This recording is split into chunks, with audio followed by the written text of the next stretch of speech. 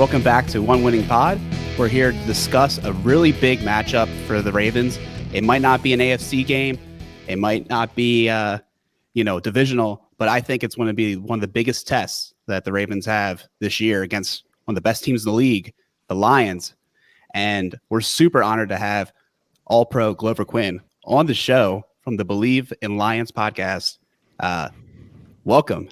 Thank you so much for joining us. Man, thank you guys for having me, man. My pleasure. Tell us a little bit about your show, man. Let's hear more about it.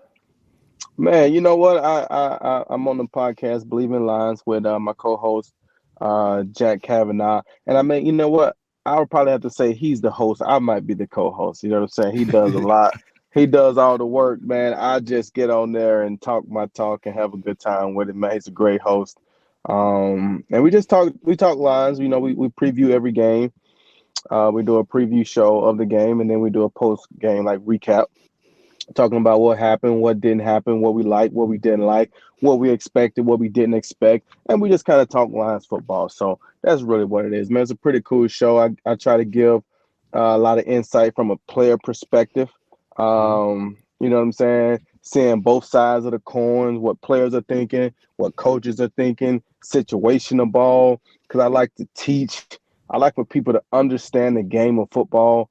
I used to host a podcast that I was doing myself, and I didn't even really call it a podcast. I was just having a show, or I started a YouTube channel called the DB Room, and it's still live on YouTube right now, but it just breaks down a lot of coverage. It's just teaching football to the casual fan. So I love to teach so people can understand the game better. So we just talk ball and have a good time. That's awesome, man. Well, I'm sure you got to be really excited with what you're seeing from the Lions so far this year. 5-1, tied for the best record in the entire NFL through 6 weeks. We know there's a lot of season still to go, but I imagine people in Detroit have to be thrilled with the direction of this team. What do you see that's really been what's made this team have such a hot start that they have? And do you think it's sustainable?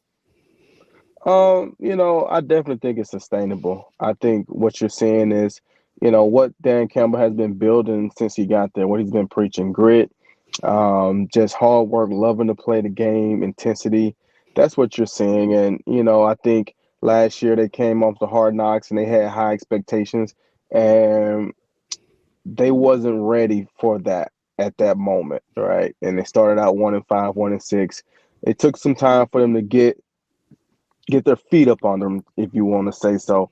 And, you look at how they finished the season last year, and I think they finished 9-2 down the stretch, finishing up a game, beating Green Bay on the road in a game where the Lions' only benefit was to knock Green Bay out of the playoffs because Seattle had knocked us out earlier in the day. So finished the season off that way. And you know what? They had a great offseason and went into training camp. They've been fairly healthy. Obviously, Jared Goff has been healthy, has been able to play well.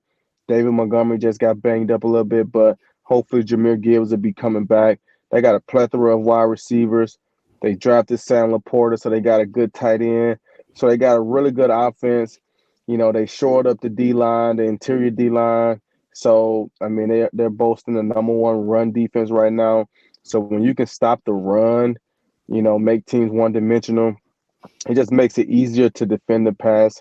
So I think, I don't think they're doing anything special but what they're supposed to be doing.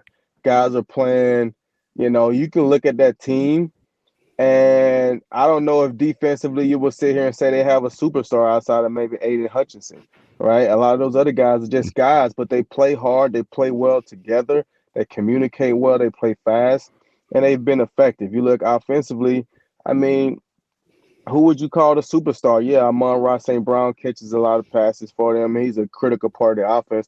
But would you call him a superstar in the league? Jared Goff is the first overall draft pick, been in L.A., played for the Rams. But would you call him a superstar in the league? They're just good, hard-nosed football players that love playing the game. And I think they like being kind of under the radar, which I don't think they'll continue to stay under the radar because they're playing so well. But I think they got a chip on their shoulder, and I think it'll stay. Yeah, I could say as a more of an average fan, I feel like looking at this Detroit Lions team. I mean, like you said, like a lot of players who may not be at the top of the league that everybody would say in terms of talent, but I mean they're just playing good football, right? Kind of want to go to the Jared Goff a little bit, but yeah, just from what I'm seeing from here is like making a lot of great decisions, using a lot of weapons in the offense, getting people involved, and just not letting himself beat the team, beat himself up, I guess is what I'm trying to say, right? Of like making good decisions, not turning the ball over, making the right reads, things like that. I mean, what do you kind of seeing from Goff in terms of kind of like his turnaround? Like, is this something that you think he was kind of doing a lot in LA, or is this something that you think in Detroit now he's kind of taken a next step? I think he's taking the next step. I think he looks a lot more mature as a quarterback. He looks like he understands the entire offense, never gets phased by anything. If they're running the ball well, he's okay with running the ball 35 times that game and maybe only throwing it 16 times if they're winning the game. And if the running game's not going, he's okay with having to sling it around and throw it a little bit, and make plays. We've had guys go down. You look at a couple weeks ago against the Panthers, and I know it's the Carolina Panthers. It is what it is. But Amon-Ra St. Brown, his number one target, is out of the game. Jahmyr Gibbs, an explosive first-round draft pick, is out of the game, and they still put up 42 points that game, right? You look at last week, David Montgomery goes down, rib injury. We only got one running back, I think, on the roster, and Craig Reynolds, and Jared Goff takes it and makes some big throws in key moments to continue to milk the clock and continue to put points on the board. You look at that San Francisco offense, when Deebo Samuels went down, Christian McCaffrey went down, it was tough sledding. I know they was playing against Cleveland. Cleveland has a pretty good defense, but you would have expected them to hopefully have somebody to pick up the slack. I think George Kittle had 2 catches for 2 yards or something like that. I had saw at one point. Not real, and not trying to talk about that, but I think this Lions offense has a ton of weapons, and I think Jared Goff does a great job of understanding how to utilize those guys, and whatever he has to do to help them win, that's what he's willing to do with it. If it's running, passing, whatever. I don't think he has an ego like that. And I think that's a good thing about being in Detroit. When you play for a team like LA, you're in a huge market. You got to have a certain persona, I think, to probably be the quarterback for the LA Rams, right? You LA. And I don't know if Jared Goff was all the way ready for that at that moment in his career. But coming to Detroit, getting out of the public eye from a standpoint of being a national team like a LA team, and just being able to go to work kind of behind closed doors and just go to work and go to work and go to work. I think he's matured a lot. I think he's playing a lot better, and he's definitely the quarterback that the Detroit Lions are glad they have on their team. For sure. I think this performance this year is really going to make the Lions have a tough decision with them drafting Hendon Hooker. I think they really can't move on from Goff. I think they're really going to want to keep him around and keep him the starter because he's been performing at such a high level. And I also want to add, you got this offensive line that's probably one of the best in the league. And that's given him the time to operate in the pocket. It's giving the holes to running backs. It's allowing these big time. I love Jameson Williams. I'm excited to see him kind of like get more of in the fold. And obviously Amon-Ra St. Brown and Laporta. I think that's like the part too that's maybe like underrated or not as recognized. But this is probably one of the best lines in the league. They're playing really cohesively, and kind of would love to hear what your thoughts are on the offensive line. Well, you know how it is, man. Offensive line, they go so much under the radar, right? I mean, you very rarely know many of those guys' names. They get the worst boos on draft night when you draft O lineman in the first round or something like that. Nobody loves that until they can dominate a game, and then you're so happy that you got a good O line, because it doesn't matter if you got a great quarterback and great wide receivers. If you can't protect for the quarterback and he has time to throw the ball, then it doesn't matter how good those guys are, right? So when you look at a couple years ago, Dallas Cowboys spent a lot of first-round draft picks on their O-line, and they had the number one O-line for a while. They was leading the league in rushing with Zeke Elliott, DeMarco Murray, all those guys, and everybody loved, the Cowboys got a great O-line. Well, the Lions kind of did the same thing. Drafted first-round O-lineman. You look at Taylor Decker, who's been there for a long time. Look at Frank Ragnow, who they got. Look at Penei Sewell. All these top guys that they drafted, they're coming into play. And when you can have a big O-line where you can hand the ball off, run the ball, set up play action, the quarterback feels like he can stay in the pocket and pass the ball because he know he got a good O-line blocking for him. All those things come into play. You see some of these quarterbacks, they're running for their lives, and so they never get comfortable in the pocket to let a play develop. Jared Goff feels really comfortable in the pocket, and I think that's attributed to the O-line that they have drafted. You know, they got some of the guys back that was there when I played there. They got Graham Glasgow back, nasty, big Graham Glasgow. They got Dan Skipper back. Big Dan is out there. So they just got a good group of O-linemen led by Taylor Decker, and those guys are playing well. Yeah. Yeah, I mean, it's really – I haven't watched a ton of Lions games, but, man, I saw what they did against that Tampa Bay defense last week, and Goff had so much time to throw there, and there were some running lanes there as well. Definitely a really solid unit. Looking at that offensive line unit, so obviously you mentioned David Montgomery suffered the injury last week. Jahmyr Gibbs has been out a couple games. I don't know if you guys are going to have to turn to Craig Reynolds for the main amount of carries, but looking at this this offensive line going up this Ravens run defense, you got Broderick Washington there, Justin Madubuike, Roquan Smith, which I'm sure you're familiar with from his time with Chicago. If this running game is a little bit beat up and you got to have a heavy dose there from Craig Reynolds, how do you think that's going to impact the Lions offense? Do you think that the offensive line is good enough that it doesn't really matter who's back there? Or do you think that'll change the game plan a little bit for what the Lions want to do against the Ravens?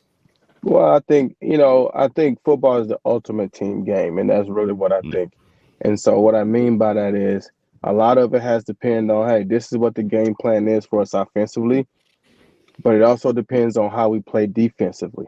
So if the Lions defense can continue to play well and keep the Baltimore Ravens offense from scoring to where now they don't feel like they have to score 35 points to win. You saw last week, they just stuck with it. They only scored 20 points, but they ended up beating a Tampa team because the defense was able to hold them to 6 points, right? So if you look at this game, they're probably going to try to have the same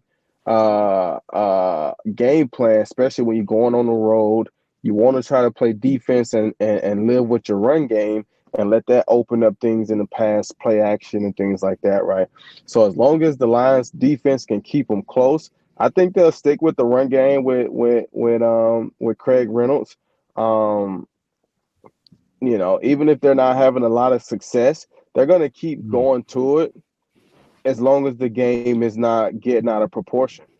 You know what I'm saying? If their defense can keep the game close, they're going to stick with the run game. I think you'll see a similar game plan that you saw last week against Tampa. Yeah, I think so. I feel like one of the big things I guess I was looking at during the Tampa game was just how similar, I think kind of from like a defensive perspective, how similar Tampa is almost to the Ravens. Very reliant on some big guys up in the middle, getting pressure with some very talented linebackers in the group. So, yeah, I'm definitely interested to see. I was actually going to let you in on a little bit of a secret. I'm not sure if you knew, but the the Ravens haven't scored over 30 points in what seems like quite a long game. So even if the Lions, don't have to score 30 points, I think they have the ability to. So if we're talking about an offensive shootout, I feel like I'd say the favor goes to the Lions at this point because, yeah, they've had a couple games this season where they're scoring upwards of 30, 40 points. Yeah, I think, the Ravens, and I don't want to speak too fast and say anything, but, from what I've seen, they've struggled to score a little bit. You know what I'm saying? I think Odell was out for a couple games and, coming off of the injury, I don't know if he's really back to form of being a true, number one guy, especially at this point in his career, coming off the injuries. I think he will definitely be better served, being a number 2 or number 3 guy where you can, just play the role that he played in LA, right? When you think about it, they had Cooper Kupp, who was the main guy, and Odell got a lot of the second-hand guys, a lot of the single coverage, and he was having a phenomenal year. So I think coming off of the injury, trying to make him a number one top guy, I think that's tough, especially, him missing a couple games already. And then, losing J.K. Dobbins the first game of the season to the injury, that hurts as well. So, yeah, they've struggled to score, but obviously they got an MVP quarterback in Lamar Jackson. They got talent on their roster. So playing at that stadium is going to be tough on the road. So they got to make sure they stay locked in because, Lamar Jackson is a home run hitter. Flowers, the wide receiver, he's a home run hitter. He's a fast, shifty guy. So we got to make sure. And I don't know, is Mark Andrews still playing as well? The tight end? Yeah, those guys have shown that they can make plays in this league. So the Lions got to go in and make sure they stop those guys and keep it a low-scoring game by the Ravens. And then hopefully you can put up 28 to 20, 21 to 30, 35 points and hopefully get a win. But like I said, I think you will see a game a lot like the last game with Tampa. I think, 20 points, 24 points, tough, physical, grinded out type of game, could be what we're looking for again. For sure. I could see Sam Laporta having an interesting game. He's been one of the favorite targets of golf. And but our linebacking core is like really solid. Our safeties are solid. So it's going to be an interesting matchup. And I'm really wondering like how it's going to play out too, because I think when you were talking about our offense and how we have weapons, I think the big thing that's been our Achilles heel this year has been the offensive line. And we're like struggling to get these weapons and it's limiting our options in the red zone. So, with your solid offensive line and all these playmakers, I think that might be where you get the edge on the offensive side of the ball. No question. And like you said, when you talk to Sam Laporta, he went against Levante David last week, and I thought Levante David played a great game against Sam Laporta. I think he only had 4 catches, but he had 11 targets, right? And so I thought Levante David, being in his 12th year, played a great game against him in the run and the pass. And so Roquan Smith is going to be another tough challenge for a Sam Laporta. So he's going to have to be up to that challenge. But like we talked about earlier with the O-line, Lamar Jackson is a really good quarterback. But when you don't have protection, you start to get antsy in the pocket. And I think one of the things about, Lamar and that Ravens offense is I think they thrive a lot on the big plays. I think the closer they get to the red zone, the less they become, the less explosive they become because the space get condensed. And so now Lamar has to make a great pass. He has to make a great read. You don't really have a big fade route type of wide receiver. Yes, you look for Mark Andrews down in that area because he's a big body. He can make the tough catches, but you don't really have a big fade route type of wide receiver. And so a lot of the smaller guys, they become harder to find in the red zone when it's so cluttered down there. So they got to be ready to strike from the 30-yard line in where they still got room to spread you out and make plays. But none of that matters if you can't get protection from the O-line and actually have time to get the ball to those playmakers. Yeah, absolutely. So I guess I think you're transitioning right into what we want to talk about next. Obviously, you being a defensive guy for your career in the NFL, from a high level, what have you seen from this Lions defense? Like we said, they're number one against the run right now. Not too shabby against the pass either. And from what I'm seeing, a lot of new blood, a lot of new guys have been brought in the past couple of seasons. This looks like, in a lot of ways, I think this is a very different Lions defense than what we saw 2 years ago when the Ravens played in Detroit in that game where we needed Tucker to break the NFL record to get out of there with a win. So, I guess just to start out, before we look at individual guys, from a high level, what is really the heart of this defense that's been so good for the Lions early in the season here? I would have to say effort. I think those guys as a group play really hard. Like I said, I don't think they have any household superstar names outside of maybe a Aiden Hutchinson, who's been playing well for the most part. You look in the secondary, they brought in Cam Sutton. They signed C.J. Gardner-Johnson, who's out right now with an injury. Jerry Jacobs is playing corner.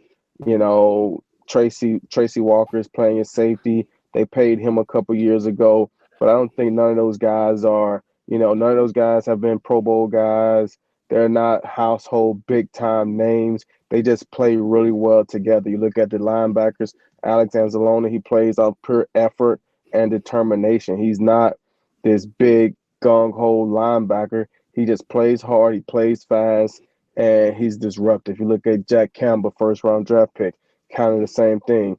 You look at the D line, you probably can't name hardly any of those guys outside of Aiden Hutchinson, right? But they play hard, they play their role, and they make plays. And I think that's been the biggest thing for them defensively. They've played as a unit, they've played together as a group, mirroring good coverage with good pass rush. And when the coverage isn't there, the pass rush bails you out and get there. So I think they've just been playing really good as a unit. I don't think they've had just, one standout guy. Yes, Jerry Jacob got 3 interceptions. He's been playing pretty good. Cam Sutton don't have the interception numbers, but he's been playing well. C.J. Gardner-Johnson went down. Tracy Walker steps up. He's been playing well at the safety. Doesn't have the turnover numbers, but he's been playing well. Good physical presence. And like I say, I think at the D lineman, Aiden Hutchinson has been playing well. Had a quiet week last week against Tampa, but he's been playing well throughout the season. So I just think they're playing really good as a unit. I don't think they're doing any one specific thing great other than stopping the run. But I think they're just playing great as a unit. Yeah, I actually wanted to go in and kind of talk about some of those guys up the middle because I feel like watching a little bit of tape from some of the recent games, the defensive line I think is really interesting. I think both from McNeil and Jones, kind of up in the middle, stand out. I mean, they're just big guys, space eaters, but can also push the pocket quite well. And one of the other things I feel like I've noticed a lot with the Lions, I wasn't sure if we kind of want to talk about this, but I feel like there's a lot of defensive line rotations in there. So, I know that they could put those big guys in the middle on first, second down, kind of be there to stop the run. But I feel like I've seen a lot of packages from the Lions too, where they just kind of take some of those guys out and maybe sub in a lot of these sort of defensive end, linebacker, edge players, and just go ham on the quarterback on these obvious passing downs. I feel like that to me is kind of a little bit of a scary thing of Ravens offensive line being a little bit beat up. If the Lions are in those obvious passing down situations and they can kind of just let guys hunt, that seems like a recipe for disaster, honestly. I think the Lions do a great job of mixing up their personnel, and I think a lot of it just depends on the game plan and what they're trying to get done. And, I'm sure they have packages where they have your pass rush guys, where you have guys who can play on the inside, but also are good pass rushers because, it's probably not a run down right now. We need our pass rushers in the game. Nobody really has been a huge standout outside of maybe Aiden Hutchinson and Jerry Jacob has 3 interceptions. But I just think as a unit, they play very well together, and Aaron Glenn has done a great job. And, they've stayed healthy for the most part outside of, obviously, C.J. Gardner-Johnson. Emmanuel Mosley, another free agent signing that they had, got hurt in his first game back. But Will Harris has stepped up and played well, had an interception last week. So they're just playing great as a unit, man. And I think the confidence is there. They feel like they're a good defense, and so they're going out and playing like a good defense. For sure. And we can't leave this discussion about the defense without talking a little about the secondary, which is your area of expertise. One of my favorite players in the draft, Branch, hurt right now. See that he's questionable. I'm legitimately kind of hoping he plays because I always like seeing people at their full power, and I like seeing players I liked, So I want to, get to watch him. Kind of like your early impressions of him and just the overall secondary. You mentioned we have fast, kind of shifty receivers, but maybe not that big fade route guy. How do you think we match up? I think, Brian Branch is a special player. He's a great young player. He's playing great. I hate that he got hurt. Hopefully he can come back from that ankle injury. Hopefully this week, right? But I was afraid a little bit last week of the Lions going against Mike Evans and Chris Godwin because we kind of struggled a little bit early in the season against DK Metcalf and Tyler Lockett. But they held up last week. They held up last week against Mike Evans and Chris Godwin, and they were able to hold those guys down. And so I'm just going to be honest, Odell has a big name. I don't think they'll be afraid of Odell Beckham. What's Zay Flowers? Yeah. Zay Flowers is a good young wide receiver, quick, shifty. They'll have to make sure that he don't get behind them and we give up a deep play. But the one thing that scares me probably for you guys is generally we kind of struggle against a mobile quarterback. And so Lamar Jackson kind of scares me. You look at what Geno Smith was able to do to us earlier, and he's not even really a mobile guy, but he was able to hurt us a little bit, stand alive in the pocket. So that's what kind of scares me the most. I don't think, Mark Andrews don't really scare me as much anymore. He's gotten older. Down in the red zone, I think he's a bigger threat.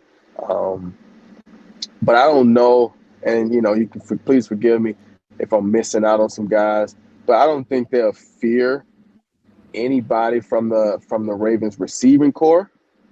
But I kind of am afraid to see how they match up against Lamar Jackson from the front seven standpoint. Because if the defensive backs have to worry about standing coverage all day or worry about coming up to tackle Lamar Jackson, then you can eventually let one of those guys get behind you and fall into the big play that the Ravens want to have. Yeah, and a lot of teams like to play zone against Lamar for that reason and not turn their back against him. Are you guys more like a cover 2 team or cover 3? What do you guys normally kind of play? Quarters?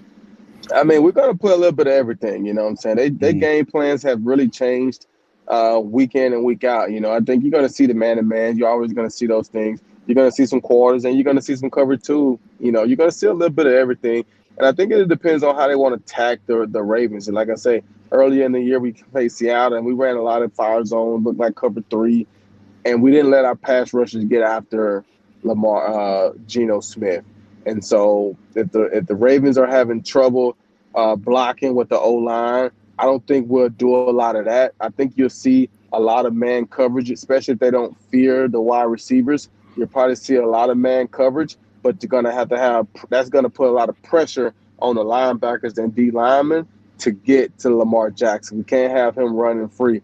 If you see Lamar Jackson start to hurt us, then you'll probably see us go to zone. And a lot of quarterbacks don't like zone. They don't like a lot of eyes watching them, watching where they're throwing the ball.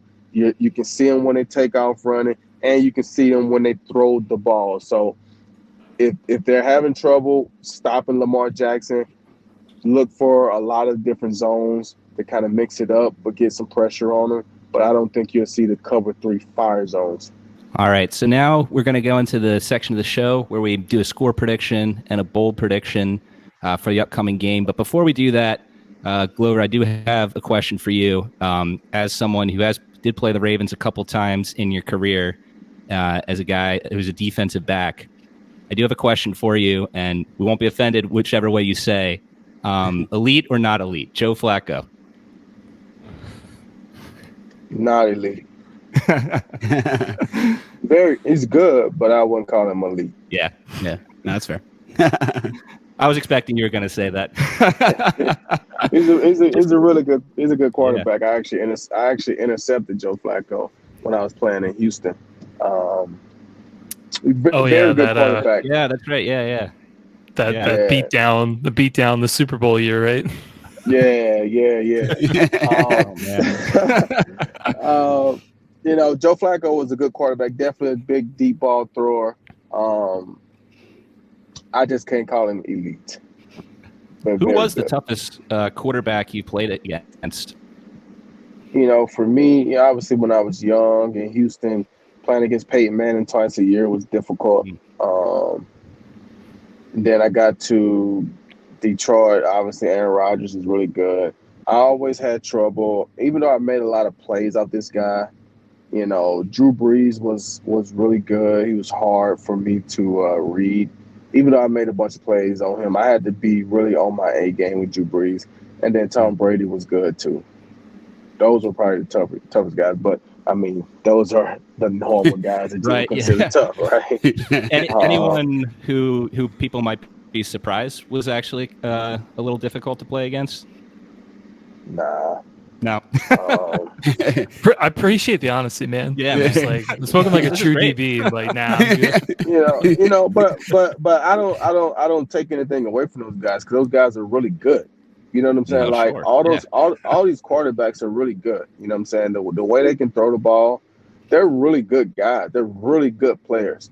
And so you just develop a level of expectation, right? Like, Yeah. I expect you guys to be good. You know what I'm saying? So if they're good, then yeah, they're just good. But then when you got to the next level, the Peyton Mannings, the Drew Breeses, the Toms, the Aaron, they were just on a different level. You know what I'm saying? So I'm not saying that, none of those guys could play because they could play. Russell Wilson was tough to defend, you know what I'm saying, in Seattle with the run game, scrambling around, being young, the deep balls to all those guys. You know what I'm saying? Those guys were tough to defend. Andrew Luck was tough. When I was in Houston, Andrew Luck was tough. But I won't put them on the level with those other guys. Sure. Yeah. Well, I guess as All our right. guest, did you have a score prediction and a bowl prediction you wanted to give out for this game? You know what? Like I said, I think this game would be a lot like last game. And obviously I'm with the Bleav Lions podcast, so I feel like I got to pick the Lions to get the win. That doesn't make sense for me to not pick the Lions, especially when they're playing as good as they're playing right now. So if I'm going off of that, I'm gonna give the Lions 24 this week. 24, and I'll give the Ravens. I don't think they'll hold them like Tampa. So I'm gonna go 24-14. They got Justin Tucker, so I'll go 24-17. All right, 24-17. 24-17. I get Tucker get a field goal. You know what? I'm gonna change that. Oh. Let's go 24-7 plus 3 is 10, plus another 3 is 13, and another 3 is 16. 24-16 Lions. 24-16. Justin Tucker with 3 field goals, but we'll give up 1 touchdown. That'll be a flip of last week's score, 24-16 against Titans. Right. I think that's the game that the Ravens want to play. I don't think they want to play a 35, 40-point game. I think they want to live in that 16-20 to 17 to 14 to 21. I think they want to live in that range because I think they feel defensively they can hopefully, like they did last week, hold Tennessee to 16 points.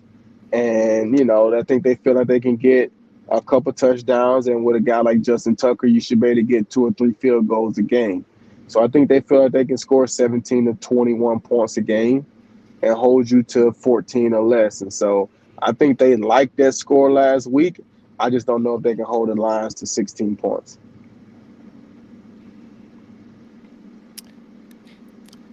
Do you have any bold prediction you want to throw out there for what might happen in the game? Bold prediction. I'm gonna say that the Lions will hold Lamar Jackson to under 35 yards rushing, and the Lions defense will have 6 sacks. Ooh. Man, I love it. He's coming big. Yeah. Super bold. Love it. Is there more? 6. He's That's thinking. what I'm going with. All We're right. going to hold Lamar to under 35 yards rushing, and we'll have 6 sacks. Man, Love that. I wonder And the how much Lions that parlay fan- pays out. And the Lions fans will take over M&T Stadium. I'm actually legit worried about that. I'll be honest. I hear they travel well, and the They seats have right to. behind us typically do have away fans because I think they sell them. And yeah, so we get to meet some Lions fans. That Dolphins game last year, man. Oh man, yeah. Oh yeah, Nice. they have been traveling well. All right. Well, I'll since go no one ahead. else is jumping. Oh, you're jumping in. You go, Chris. Yeah, You go, yeah, Chris. yeah. Let me go. I was actually gonna say I feel like I'm a little iffy on this one too. We didn't really talk about it too much, but I think the Ravens' red zone woes over the last couple of weeks have been pretty severe, and frankly, I'm a little concerned about it from like an offensive perspective. Like I said earlier, I think Lions can score points many different ways, and I know their top running backs may be out, but I still think that they're pretty dangerous. So I hate to say it. I'm going to pick the Ravens to lose this week too. I think I'll go probably like 27-23 or something Lions.